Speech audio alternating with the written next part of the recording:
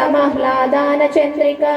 तरुणीतापसाराध्या तनुमद्यतमोपहा चितिस्तत्पदलक्ष्यार्था चिदेकरसस्वरूपिणी स्वात्मानन्दलवीभूता ब्रह्माद्यानन्दसन्ततिः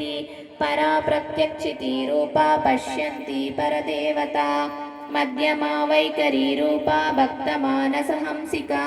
कामेश्वरप्राणनाडी कृतज्ञा कामपूजिता शृङ्गाररससम्पूर्णा जया जालान्तरस्थिता ओड्यानपीठनिलया बिन्दुमण्डलवासिनी रहो यागाक्रमाराध्या रहस्तर्पणतर्पिता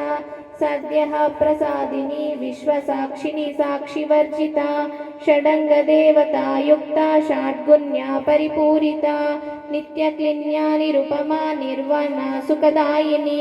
नित्यषोडाशिकारूपा श्रीकण्ठार्थशरीरिणी।